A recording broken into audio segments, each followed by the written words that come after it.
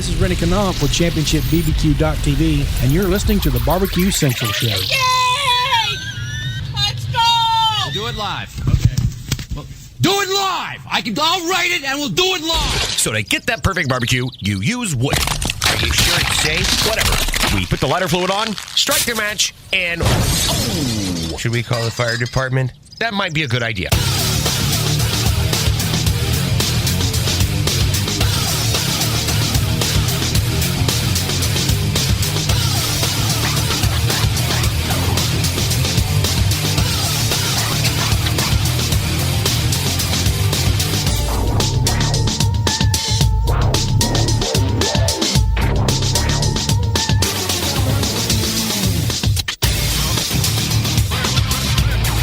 Hey, good evening, and welcome to the Really Big Barbecue Central Show. It's a show that talks about all things that are important to the world of barbecue and grilling, a.k.a. the ESPN of the barbecue and grilling industry. Much like they cover sports, I cover live fire. If you're new to the program, welcome aboard. The show originates from the Rock and Roll Hall of Fame city, Bomb City, USA, Cleveland, Ohio, the barbecue capital of the North Coast. And I am your program host, Greg Rempe. Happy to have you aboard here for your Tuesday evening's live fire, fun, and frivolity show. If you want to jump in on the show tonight, here's how you do it. You can get in touch with the show by sending an email to greg@bbqcentralshow.com. or on the Twitter and Instagrams at BBQ Central Show. Anything else you want to find out about the show can be found at the main website, thebbqcentralshow.com. And here's what's happening in case you can get the newsletter, which you can sign up for at the main website as well. It just takes an email address and away you go. 14 past the hour. It's the first Tuesday of a brand new month, that being February, the Lover's Month. And that means a first-hour visit from the co-creator of How to Barbecue Right, the pitmaster of Killer Hog's barbecue team, Malcom Reed, joining us. We're doing something fun and frivolous, but fun and informational all at the same time. For the next 4 weeks, this starting week number 1, Malcom and I will be doing a singular barbecue roundtable. And we're taking the 4 big meats. Tonight, we'll be talking about pork butt solely. So if you've always wondered how Malcom does his pork butts at home, we're not going to be talking competition stuff. We're just going to be talking about the home stuff for now. Maybe we'll stretch it into then another 4-week segment after this 4-week segment of backyard and go competition barbecue. Maybe we won't do that, but that's an option. So if you've always wanted to know how Malcom does his pork butts, and we're going to go right from stem to stern. So we're going to go shopping with Malcom. We're going to see what he looks for in pork butts. Then we're going to prep it. Then we're going to cook it. And then we're going to serve it, and all points in between. So if you have questions or if you want to take notes, this will be the segment for you. As I was getting through the outline quickly, I thought, are we going to have enough time to get through this? But we're going to try our hardest to do pork butt, and then if I have to revamp a little bit or if I have to stretch them out into a second segment and bump somebody else who I already have in place for next month, we'll worry about those things. We'll get the logistics ironed out here over the next couple months. But that's the plan for the next 4. The 4 big barbecue meats brought to you by Malcom Reed and the Barbecue Central Show Backyard Roundtable singular version with the pitmaster of Killer Hogs. Then we will move to 35 past the hour. He has been on the show since 2006 in some form or fashion. Some call him Dr. Barbecue. I call him Ray Lampy. He'll be joining us. Backing up Malcom Reed will be Ray, and we'll be talking to Ray about something that he did this past weekend that he hasn't done in 5 years. We'll also talk about where the status of the restaurant is. And if that isn't enough, we will have a live, local, and late-breaking exclusive announcement to wrap his segment. So stay tuned for Dr. Barbecue. And then we will move to the second hour. If that wasn't enough, because it is the first Tuesday of a new month. In the second hour, that, of course, brings a visit from another YouTube sensation, usually dealing with live fire. Whether he likes to admit it or not, Sam, the cooking guy, will be joining me. And boy, do we have a lot to talk about. There's a new book that's coming out. There's some business of a new book, not even in process yet. I don't know if there's been a deal put together since the last time I talked to him, but we'll talk about that. Talk about behind the scenes of book business, I should say.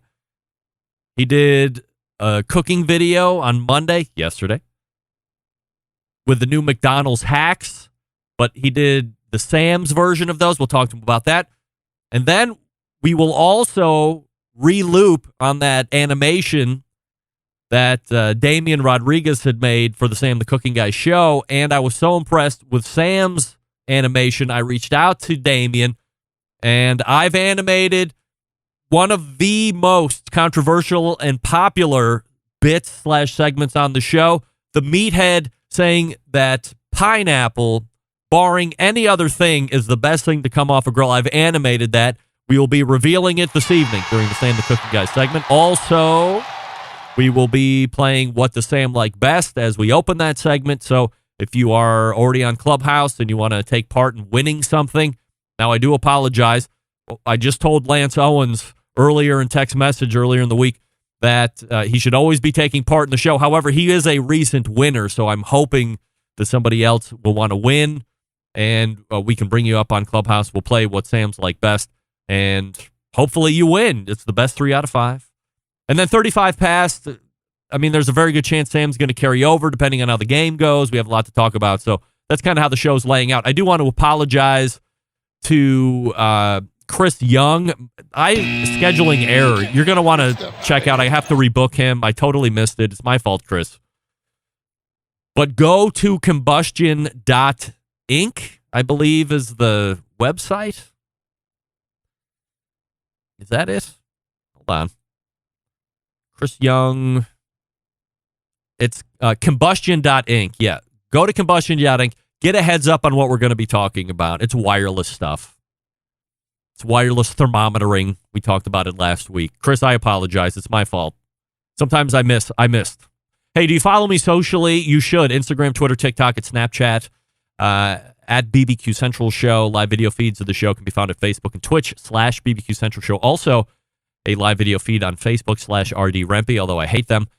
Don't forget, we are live on Clubhouse as well, so if you just want an audio feed, download the Clubhouse app and then look for me, the Barbecue Central Show, or Greg Rempe, or however the hell you find me, and then subscribe right through there. You can get alerted when we go live. We do it every Tuesday night. That's how I also take callers, and we will do the game show and some other stuff here.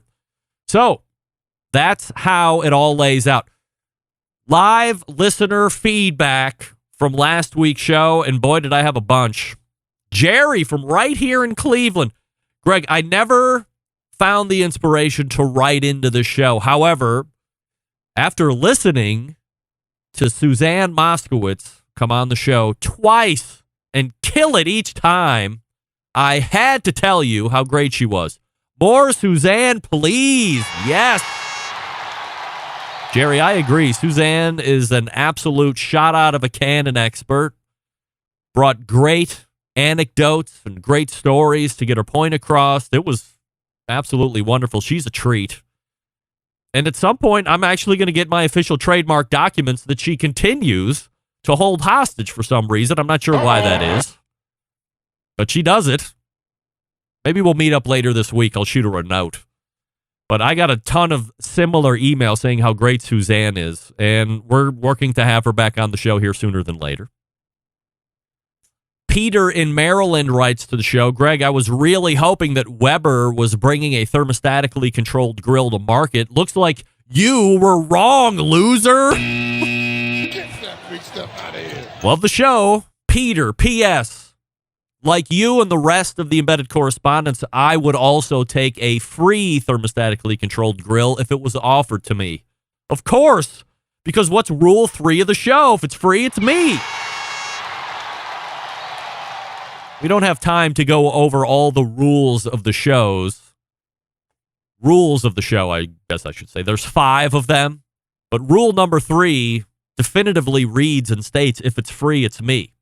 So Tim, Peter, I wholeheartedly agree with you. Tim in Mississippi writes, Greg, the embedded correspondent segment is the best recurring monthly spot. I love the collection of opinions you guys give about live fire topics. Keep up the great work. Love the show. Regards, Tim. Tim, thank you. We are the live fire industry's leading opinion makers. Myself, Doug, longest running embedded correspondent from Texas. John from Michigan, of course, who's also the executive producer of the Best Moments show. And then, of course, Rusty Monson from the great city of Utah. Leading opinion makers right there. He's also co-host of the Pitmasters podcast. Nick in Vermont writes in as we close it out here. Greg, love the show, long-time podcaster. And I agree with you on your plant-based meat tirade at the end of the show last week during the embedded correspondence segment.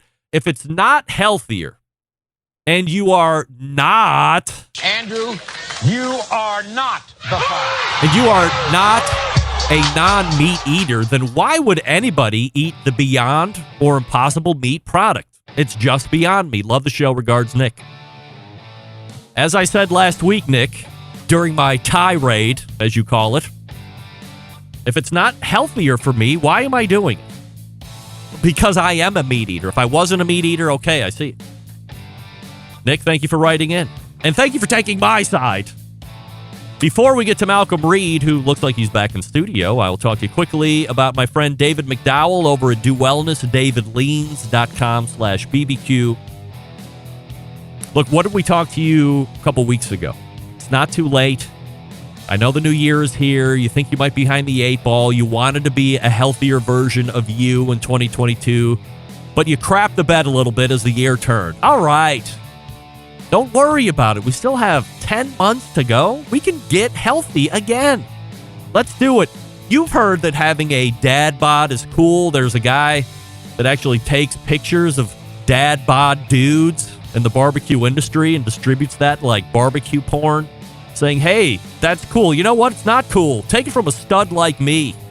There's nothing sexy about wearing your gluttony everywhere you go, not to mention being overweight can increase all the causes of mortality, including strokes and cancers and coronary artery disease, and the list goes on.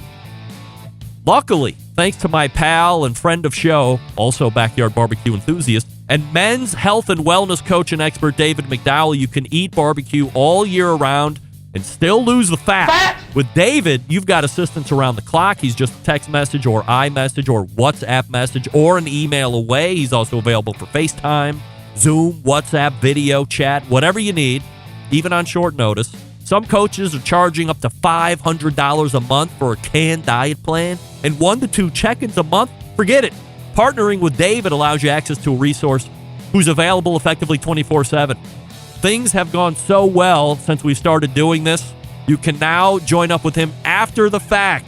$200 a month. It's cheap. You can finally permanently lose all the unwanted fat for 2022, $200 a month.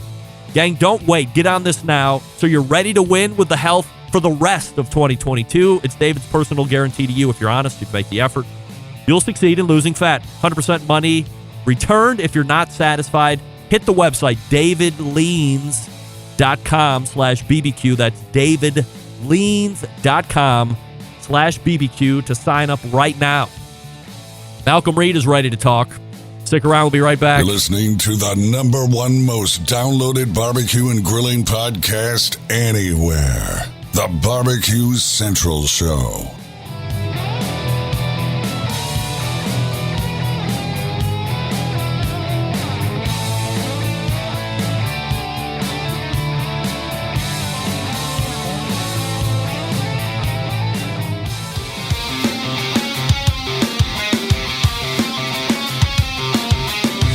Broadcasting live from the Barbecue Central Show studios in Cleveland, Ohio. You're listening to the Barbecue Central Show. Once again, here's your host, Greg Rempe.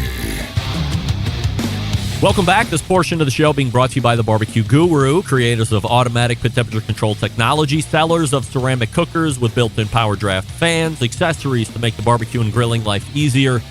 Visit bbqguru.com for more information or call them 800-288-GURU, the Barbecue Guru. Continuing to be a breakthrough in barbecue technology. By the way, if you didn't get the breaking news from Barbecue Guru, friend of show and guest Hall of Famer, Barbecue Bob Trudnak is no longer with Barbecue Guru, announcing that earlier today. So we'll see what he's up to. Booking him here over the next handful of weeks to see what led to the departure and what he is up to as things start to avail themselves in a new form and fashion for Bob formerly of the Barbecue Guru. But notwithstanding that, it's the first Tuesday of the month. You know what that means? A visit from my pal and pitmaster of Killer Hogs Barbecue, Malcom Reed. Hey, Malcom. What's going on, Greg? I am happy to see you. It looks like you're out of the deer blind and back into HQ. Did I pull you back in quickly, or were you really back and ready to rock and roll? No, man, I've been back. I had to come back to work yesterday, so can't be all vacation. Yes, well, we're pedal to the metal right now. You're back on the Barbecue Central show for February. Before we get into the pork butt singular roundtable, which you've agreed to do here for the 4 big meats, any big plans for the Lover's Day of Valentine's Day? You a big Valentine's Day guy? Yeah. I'm going to celebrate so much. I'm taking Rochelle to Jamaica. So really, look at you setting the bar high for everybody else. Holy moly! Wow, been gone a week. All right, good for you. Nothing like getting out of the deer blind, going right down to Jamaica, so you can, relax it out, rum it out, maybe nap it out a little bit. Sounds like you got it all planned out. I got to make up points for all those hours I spent away from home in the blind. So. That's right. So, happy. As I had mentioned, we are going to do over the next 4 months the 4 big meat and go from start to finish on these. So, much like the old barbecue roundtable shows that I used to do, except we're just going to be doing with Malcom Reed, who is obviously a hugely accomplished backyard cook and a hugely accomplished competition cook. But as I had mentioned in the open, we'll be focusing more backyard this time around. So if you're interested in competition stuff, maybe that's something we can look at down the road, but we'll do backyard stuff here. So prep stuff. We're going to go to the store. We're following Malcom Reed along. We're getting to the pork butt section. As you look at the bevy of butts, what are you looking for in particular as you start this journey? The main thing I think is you want to make sure that package hasn't had any air in it. Sometimes they pile those butts in there. They do have bones, so they can poke the package, let a little air in, and that's going to make a soft feeling butt. I just think it gets more age on it that way. So I look for the ones that are tight in the package. Of course, I want a decent money muscle. Even if I'm just cooking it at home, I'm still going to look at that butt. I want a decent fat cap on it. I want to see that fat cap all the way out to the edge. It usually means it's got a pretty good false layer of meat underneath that fat, and that's some of the best meat on that butt there. But 8 to 10 pound butt, feels firm in the package, nice money muscle on front, and you'll be good to go. Have you tried all of the other grades of pork at this point, all the heritage and the carabutas and all that whatnot? I've cooked most of them, yeah. I'm a big fan of Compart pork, that Duroc. I've cooked the Berkshire. I've cooked some of the Cheshire. I've cooked the carabuta that you can get from Snake River. It's good. I like that for contest because it has more fat content, fat's flavor. It's expensive just to cook at home. So I don't, a lot of times if I'm just cooking a butt for, a get together to give away or just to serve my family, I don't really spend that money on that expensive cut of meat. But when we're at a contest, we do. I don't want to get off track here, but from a prep and cooking standpoint, is it all relatively the same regardless? Yeah, it's the same muscle. Some of those cuts they're cut a little different. They break them off a little bit wider. You end up with a little bit of meat, so you end up losing a lot more in the drop. Because when I'm getting a butt ready, I kind of square it up. I usually try to take wherever the money muscle is and go down that blade bone side and clean that area up, and then square off the back of it. There's not a lot of I don't get real crazy with the prep on a pork butt. Just anything undesirable. Sometimes you can find a few glands they've left in there. I try to remove those. I always check on the sides. That's usually where there's located. And there's usually one up in the seam of it where, on the opposite side of the fat cap. But once I get those out and I clean up any veins I see, it's ready to go. I never used to really take off the fat cap, opposite side of the meat or underside of the meat, however you want to call it for the folks that are listening. And then over the last couple of years, I've really shaved it right down to the meat. Am I missing something, or is that just personal preference? Well, a lot of it's personal preference because a majority of that fat's probably not going to render. But if you take it off, there's some really good that false cap meat, and we call it like pork butt bacon. There's those thin strands of that really tender meat that's encapsulated in that fat cap. So you've got that outer fat, then you've got that false cap, and you've got another layer of fat. Then you get down to the butt.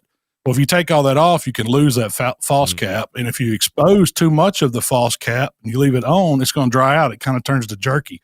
So I like to leave it on. I also, sometimes I'll take it and I'll just score that fat a little, just make some lines in it to help it break down as it cooks. That helps too, and lets you get some more rub and seasoning in those cracks and crevices.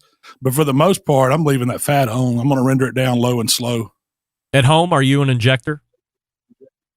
I'm not. I don't, pork, it's got such a good flavor anyway. I want to taste the pork, and you got plenty of moisture in it from the fat that's breaking down, and I'm taking it. See, I'm not a hot and fast guy when it comes to cooking pork butt. I believe that letting that meat slow down, letting that fat break down, it flavors it on the inside, and I can let me concentrate on what I'm doing with the smoke and the seasonings on the outside, ends up a better product. Now, there's nothing wrong with cooking it hot and fast. If you're, pressed for time, you just want to get it done, put it on there and nuke it. But I think you get a much better product if you slow it down, let that fat break down, and you don't need an injection. You don't need to put anything else on the inside of it. When it comes to putting the rub on the butt, are you somebody that likes to do it X amount of hours in advance or overnight or something like this? Or what is your thought on rubbing the butt? Usually I give it an hour at least. I'm a savory guy first.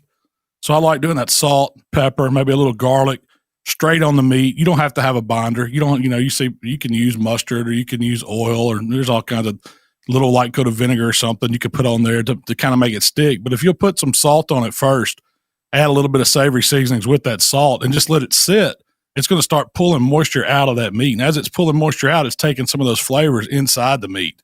And so I just let it sweat a little bit, and it doesn't take, it's okay to do it overnight. I've seasoned up pork butt and put it in the fridge, got it cooked the next morning. It's fine. What it can do, if you put too much seasoning on it, too much sugar, too much salt, you can get a curing effect the longer you let it sit. So I kind of watch it, but if you're just doing an hour or so, it's not going to phase it. It's just going to make it better. Is it all of the Killer Hogs rubs that you're using, or will you use other stuff? Man, there's a lot of times I get so many samples of rubs or people want me to try stuff. I've got one of Shell's cabinets full in my kitchen, probably overflowing into another cabinet. So I try to use some of those up, and I'll experiment with stuff. But when it comes down to it, I'm using, basically my AP, which is salt, pepper, garlic. That's the first thing I put on there. And then I'll just usually throw some barbecue rub on it, whichever one I got open. If it's the barbecue rub, if it's hot rub, if it's, some of my buddy stuff, it doesn't really matter. I just kind of want a barbecue flavor on it. It's, I'm not, saying you got to use one. There's so many great rubs out there, Greg. There's a bunch of good ones. Anything else in the prep process that you're doing that we haven't talked about? Nothing that's, just getting a light trim on it, exposing that fat cap a little bit, and, trimming off anything undesirable and getting some seasoning on it, let it sit.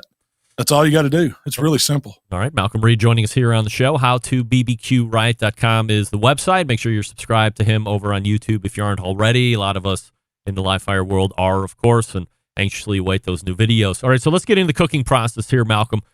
What do you set the cooker up at temperature-wise to cook these? I'm low and slow. I'm keeping it between 225 and 250.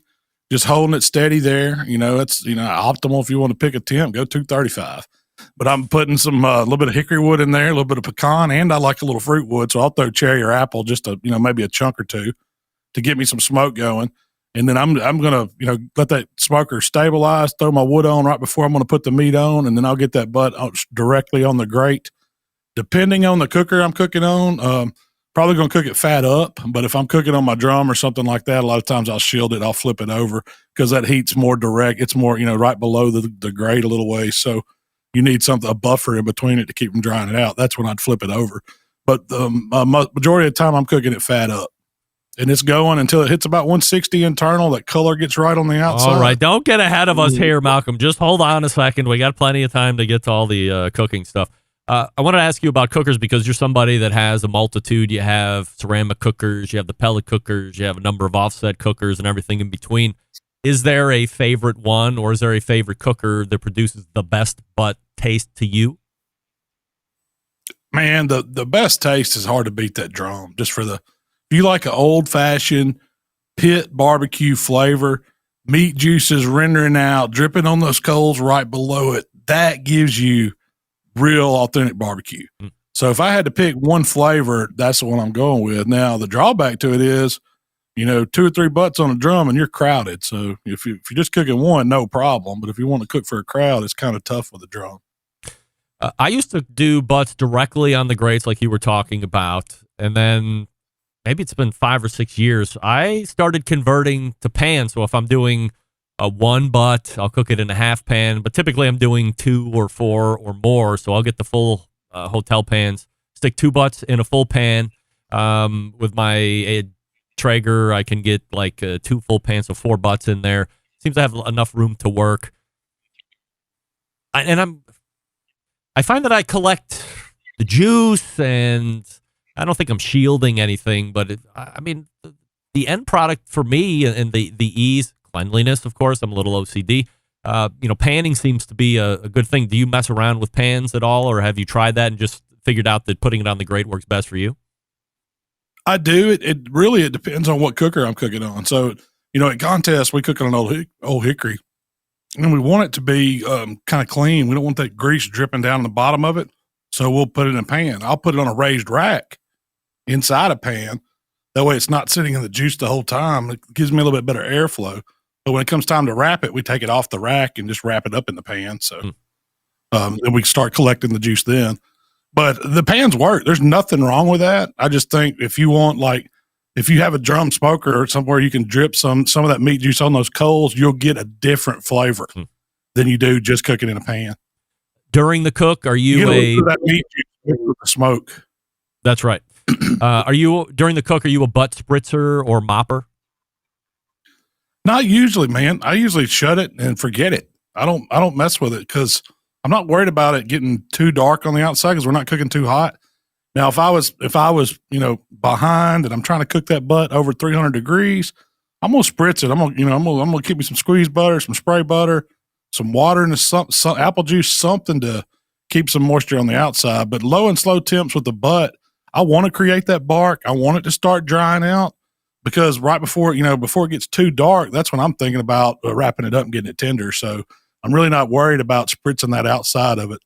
All right, so you would just kind of dovetailed into my next question there was if you foil, so it sounds like you do, and you're putting stuff in the foil. Is it typical procedure for you to do that at home, foiling at some point?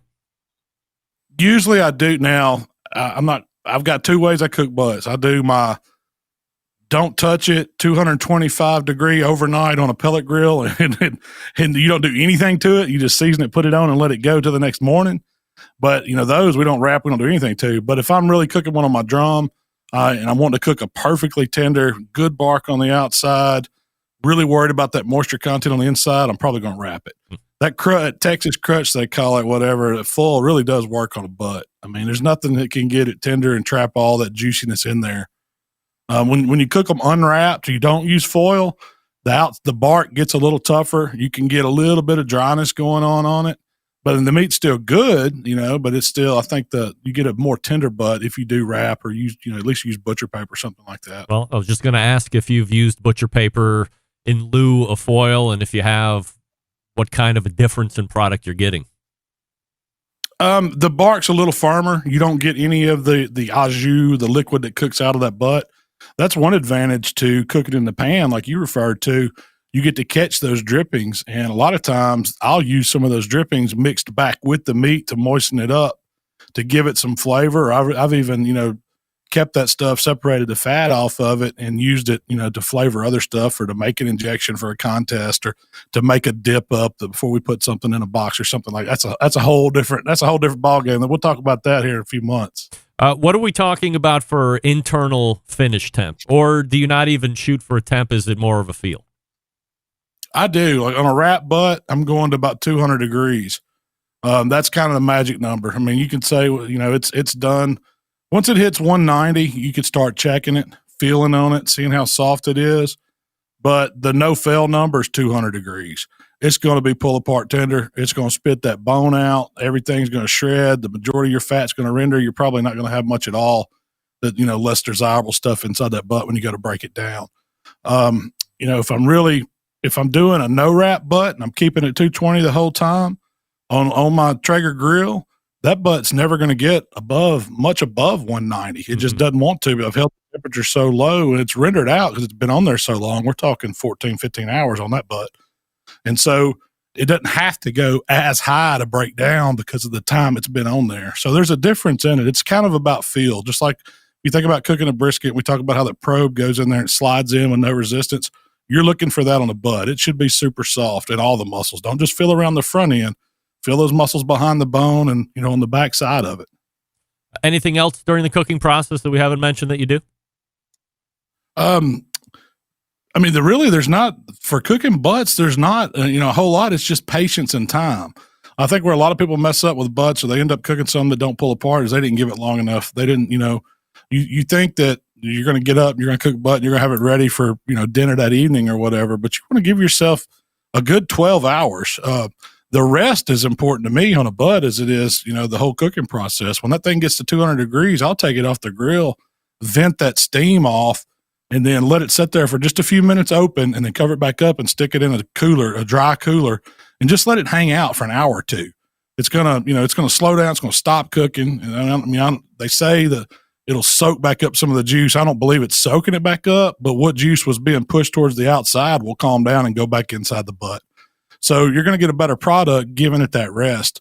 And I've left the butt in a cooler for as long as 5 or 6 hours, as long as you're, if it's 10 degrees outside, you probably can't leave it that long, but on average temperature day, it'll hold it warm for a long time, man.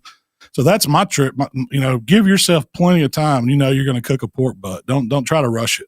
So we've transitioned into the post cook and serve process. I talked about the hold there. I am a reckless pork butt puller. I throw the butt in the pan. I just go at it with some meat rakes. Are you more of a discerning butt puller? Will you search out certain muscles and hold them to the side? That probably comes from my, MBN days. We're breaking a shoulder down in front of a judge. I take my time with it. I'll muscle it out, pull the sinew off the muscles as I'm going, kind of separate it into big chunks, and then I'll break it apart by hand and mix it back together. But I just get a feel for how the butts cook like that, learn the muscles of the inside of it. And I guess it's just a habit. Now, there's been times where we've done a bunch of them and it's just like you said, we're just chunking bones and pulling fast as we can go.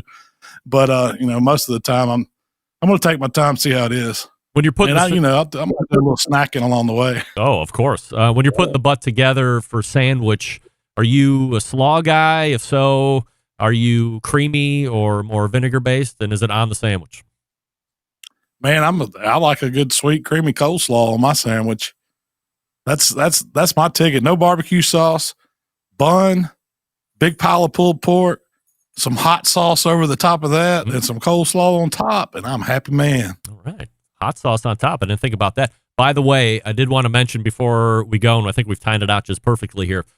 Last month, we were talking about our shared passion and love for sauerkraut. And then you asked me about kimchi. I said I had never had it. I had it for the first time today. You were right, man. Outstanding. Great spice. I don't have anything to compare it to because it was my first time out, but first time in, I'm in love. Yeah. Did you try it with some good rare beef? I didn't have any rare beef with me, but I had like a rare piece of tuna, so it was almost kind of like beef. Yeah, I can see that. I can see that being very good. Has some of that same characteristics. Yeah, try it.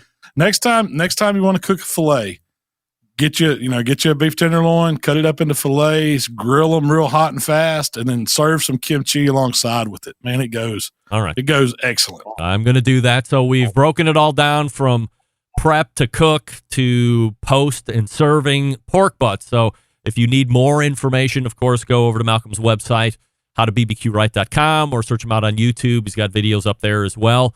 And next month, we will do ribs because everybody loves ribs. We're getting a little closer to springtime in March, so we'll do it then. Malcom, always appreciate the time. Enjoy yourself in Jamaica. Tell everybody I said hello, and we'll see you in March. Hey, thanks, Greg. Have a good one, man. See you next month. All right, there he is, Malcom Reed right there. HowToBBQRight.com, his website, and of course, subscribe to him over on YouTube. Fairly successful first-time individual barbecue roundtable. The guy waiting took part in one of the most prolific roundtables ever to grace the Barbecue Central Show airwave/podcast, that being the very first brisket roundtable back in 2007, if you can believe it.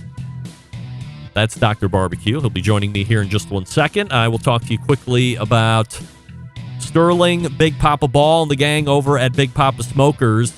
The one-stop online shop for all things barbecue, a curated selection of only the best outdoor cooking and grilling supplies will get you on the path to better barbecue results in no time. Everything at Big Papa Smokers, handpicked by Sterling, Big Papa Ball himself. From the award-winning rubs and sauces to the American-made grills and smokers, they have something for every kind of outdoor cook. Now, known for the championship rubs and seasonings, of course, popular flavors like Sweet Money, Cattle Prod, Cash Cow, all proven winners on the competition circuit and in backyards. I've been using Cash Cow on steaks along with the Double Secret Steak Rub, and it is winning in the house, I can tell you that. Big Papa's offering 13 perfectly balanced flavors, transforming ordinary meals into extraordinary. Also, owner of the Granny's Barbecue Sauce line, so if you're looking for a new go-to sauce that will please everybody, give Granny's a try. Maybe you've had enough with what's currently out there. You want to try something new. Granny's good all by itself or good for a base sauce that you can trick out from there, aside from the premium selection of rubs and sauces. They have the very best pellet, charcoal, and wood cookers available today. If you're looking for a versatile smoker that's easy to use, check out that Mac 2-star General Pellet Cooker. Big Papa Smokers, the exclusive Mac dealer, even offering special packages. Not a fan of pellet smokers? All right. Take a look at that Old Hickory Ace BP, the only charcoal smoker Big Papa trusts on his competition trailer. If you're not sure what grill you need, call them. Ask questions. They're here to help. 877-828-0727. That's 877-828-0727. Or shop their website at bigpopsmokers.com. That's BIGPOPPA smokers.com. We are back with Dr. Barbecue right after this. Stick around. We'll be right back.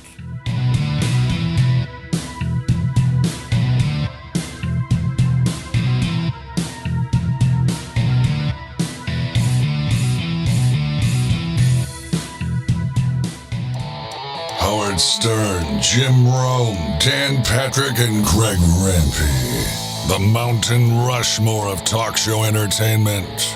Now, let's get back to the Barbecue Central Show. And this portion of the show being brought to you by cookinpellets.com, your number one resource for quality wood pellets. For all your pellet-driven cookers, visit cookinpellets.com for more information or to purchase or to see what other products they have.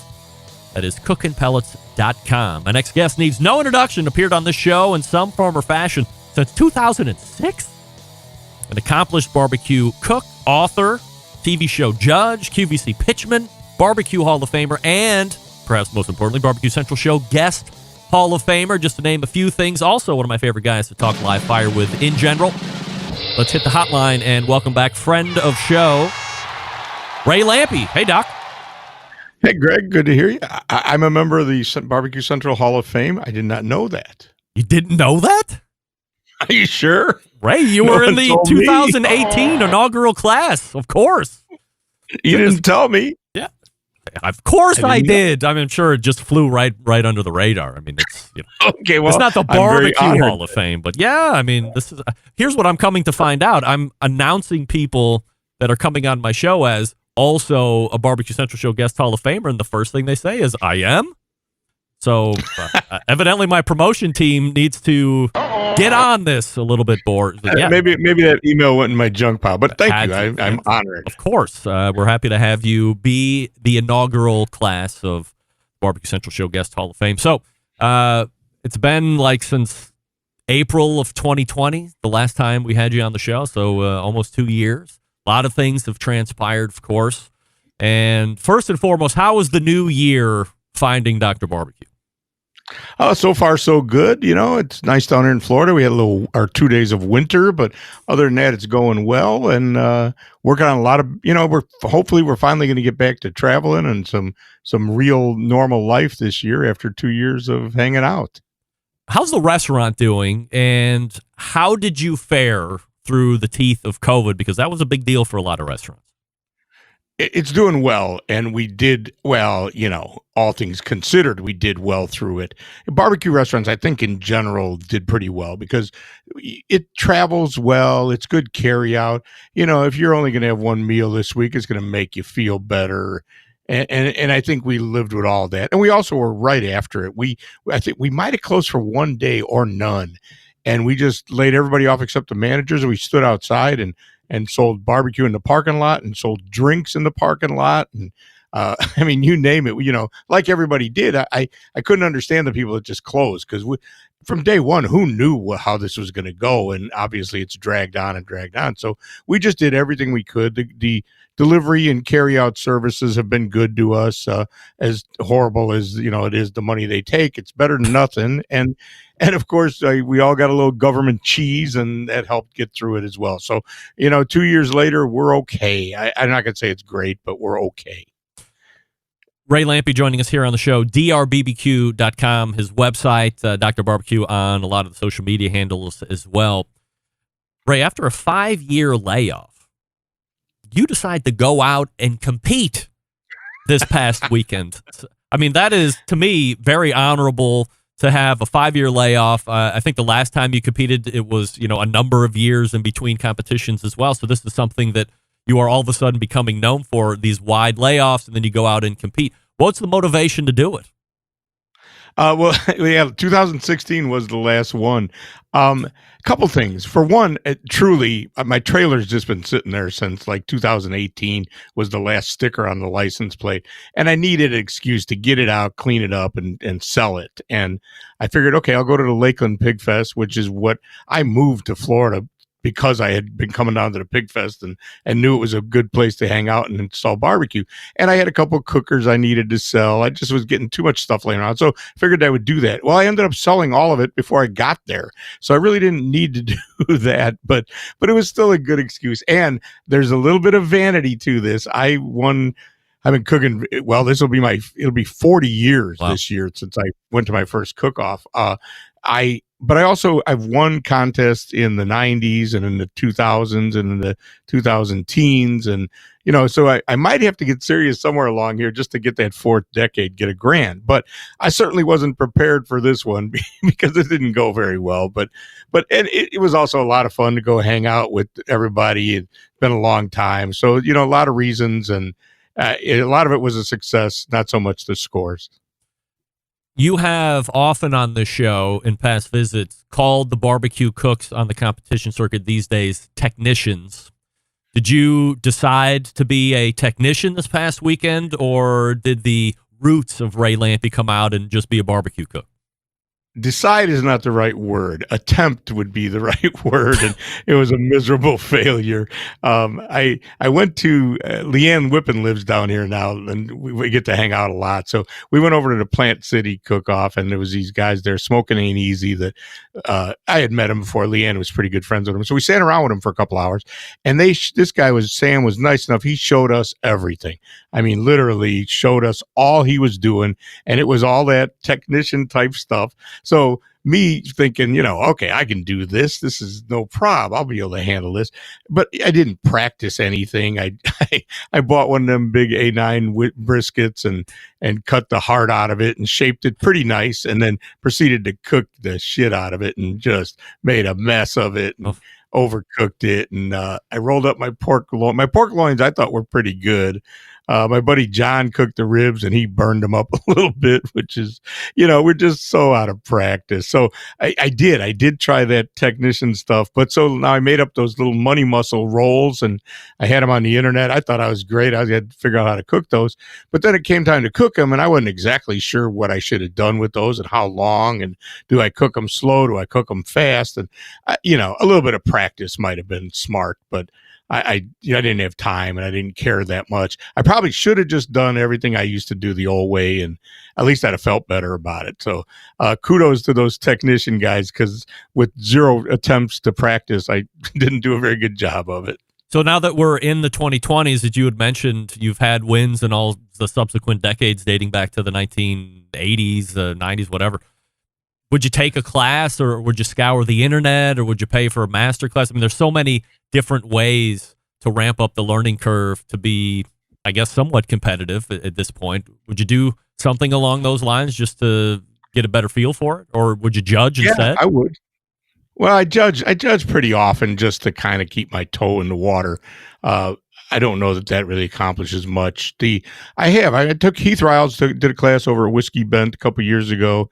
When we were first getting the restaurant teed up, and the whole team wanted to go. So we went over there and did that. And I took a trig and rod gray class years ago, so I'm certainly not above any of that.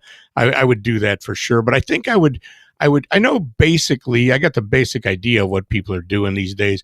I just think buy 10 briskets and cook them, and practice and then maybe take one of the classes to really dial yourself in. I think, and I recommend that to people all the time. There was a guy coming around at the cook-off the other day thinking about getting his joining up signing up a team. And I said, man, go take one of them classes, spend the money. It'd be well worth your time because you're just we always said it, but it's probably true more now than ever, that you'll just bypass all that money you would have spent learning.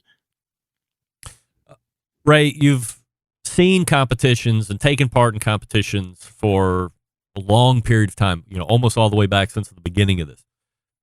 And I don't know if this is too broad of a question or if you're going to be able to pick 2 or 3 different things. But as you look back to how it started to where it is today, what do you think are the 2 or 3 biggest changes or evolutions to competition barbecue as it's gone through the years? Well, like so many other things in our life, the internet, even going back to the early days of the barbecue forum, the Ray Basso forum, we could find each other. I truly remember when waiting for the KCBS bullshit newspaper to show up because you had no other way to know what was going on. Literally wait for that newspaper and read it at the end of the month. I mean, unless you had some friends and you called them and stuff. So the internet has just allowed us all to find each other to a ridiculous level. And also then, product availability. I say this a lot about wood, the reason they cook hogs over hickory wood in North Carolina is because that's what they had. They used, oak and mesquite and beef in Texas.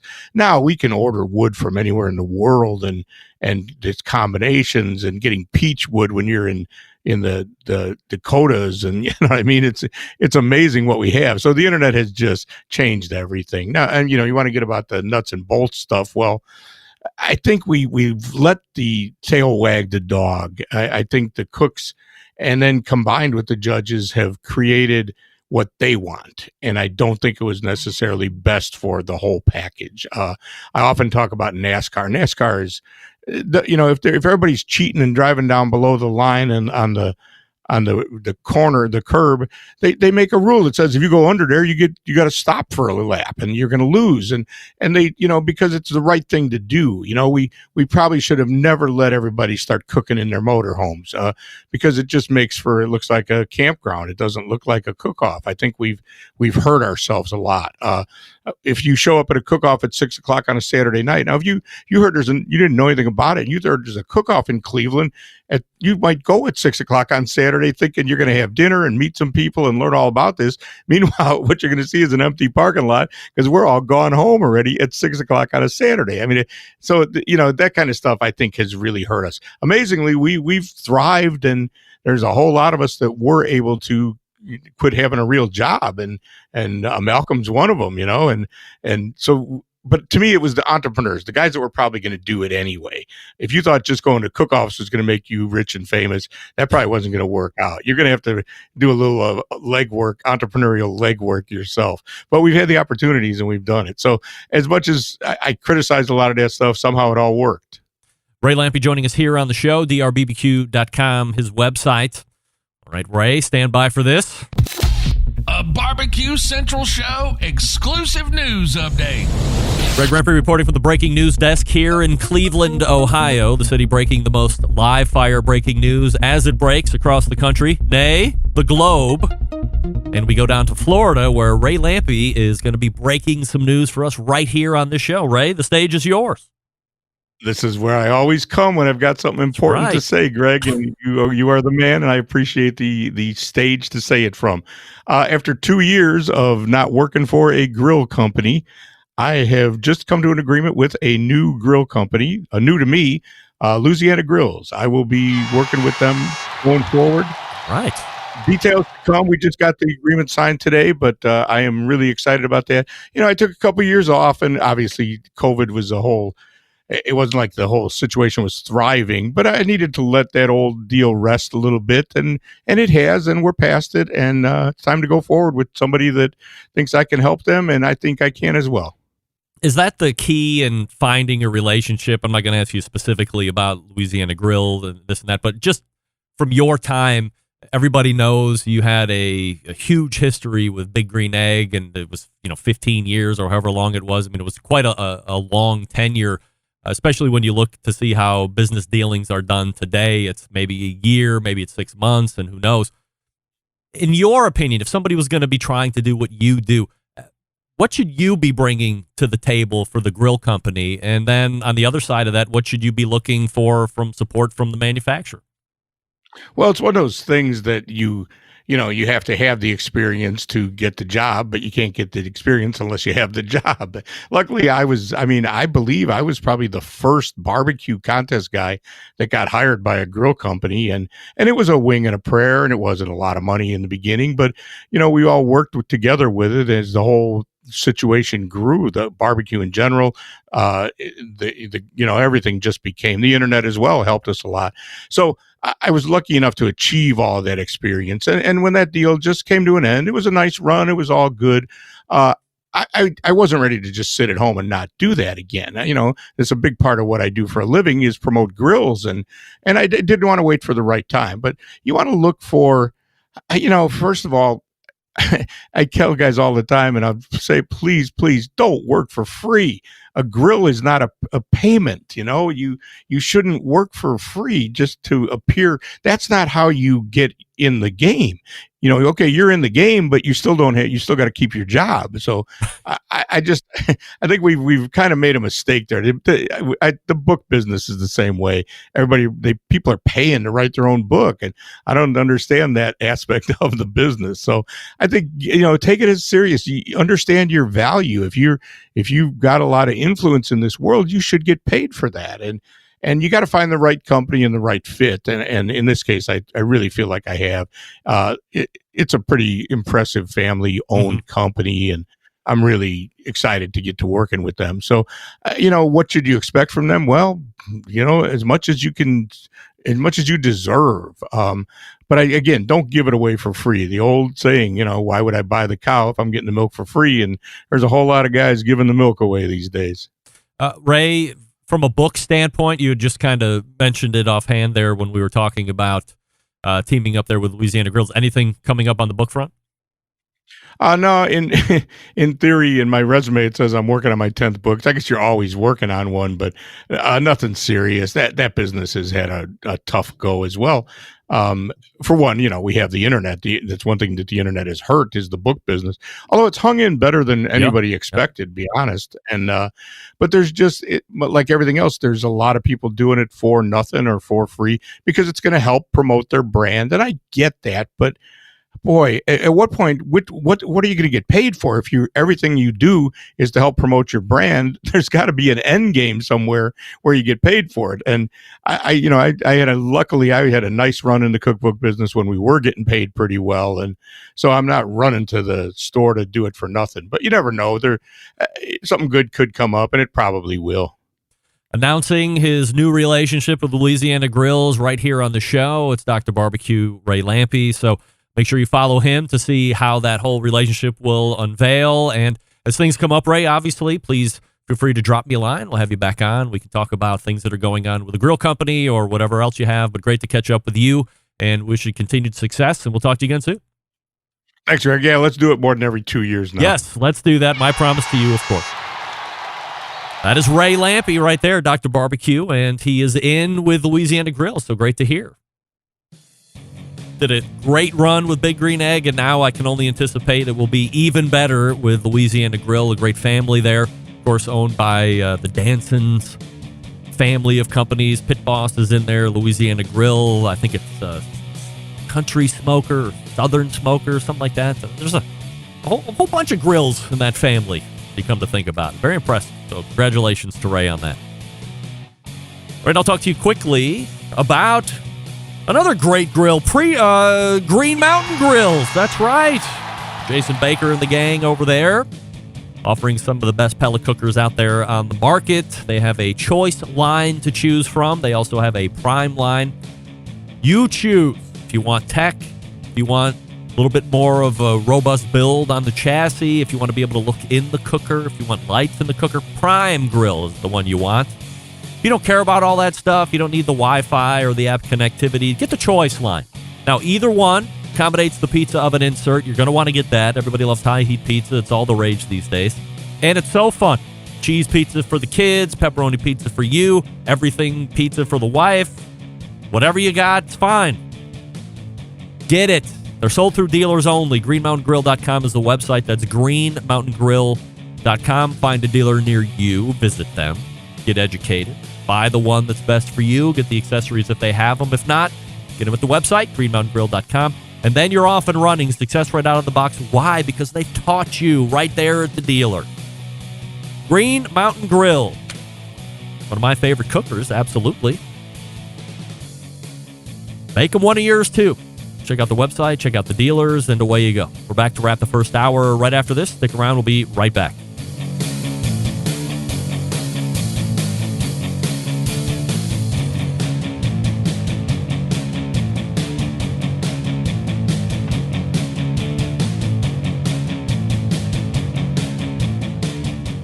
Continuing to produce incredibly mediocre content in an exceptionally professional way. You're listening and watching the Barbecue Central Show. Once again, here's your host, Greg Rempe. And we're back. We thank Ray Lampy for joining us last segment. This portion of the show being brought to you by Fireboard 2, Fireboard 2 Drive, Fireboard 2 Pro. Monitor up to 6 different temperatures simultaneously. Connect to Wi-Fi for cloud-based monitoring or connect via Bluetooth. If you have Alexa or the Google Assistant in your home, you're in luck. Fireboard fully integrated with both of those. You can find out more by visiting fireboard.com or call 816-945-2232. It's Fireboard 2, Fireboard 2 Drive, Fireboard 2 Pro, and the Fireboard Spark. Get it. By the way, I had mentioned my humble apologies that I screwed up the scheduling with Chris Young over at Combustion. He sent me an email. I was like, oh, please forgive me. I'm an idiot. Can we reschedule the next open date? He said, okay.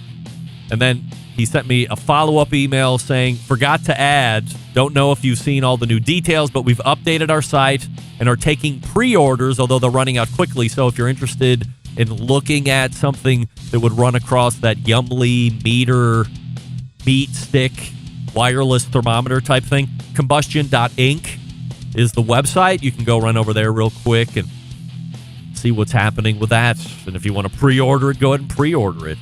I mean, it's got to deliver quicker than the meter, right? I mean, that thing almost never delivered. And now Traeger has it. I'm still thinking they're going to release something later in the year. End of summer, or end of spring, summertime. By the way, show note, Jeremy Andrews scheduled to appear in the first hour next week, so you can rest assured I'll ask him about plans with the meter and if they're going to rename it and they're going to do better with it than it exists now. They can't leave it as is underneath the Traeger umbrella. There's no way they can do that. It doesn't fit their standard, in my opinion. All right, we are pointing to the second hour. If you, in advance, let me say this, if you want to take part in the Sam the Cooking Guy, What Does Sam Like Best game show, go to Clubhouse now or download the Clubhouse app now. Sign in, make your account, do whatever it is that you do with that. And then search the Barbecue Central Show or search me, Greg Rempe. Tune into the show. And then, when we get to the point where I'm asking for volunteers to come on and play, I will either ask you to come on stage, and then all you need to do is accept that, and then I will pick somebody from there. But we got to get you up on stage. It didn't work out too well last week for Guy the Cooking Sam, but hopefully, as we continue on with this, it gets a little bit better. It's my promise to you to bring you great sounding quality shows, number one. Number two, ease of entry if you want to take part in the show. Although sometimes it doesn't work that well. We try. Sometimes it doesn't work. All right. Once again, we thank Ray Lampy for joining me last segment. His website is drbbq.com. That's drbbq.com. You can interact with him socially at drbbq. and look for that new partnership that will be further announced over the next coming days and weeks with Louisiana Grills. We are pointing the second hour. Stick around. We'll be right back. You're listening to the #1 most downloaded barbecue and grilling podcast anywhere. The Barbecue Central Show.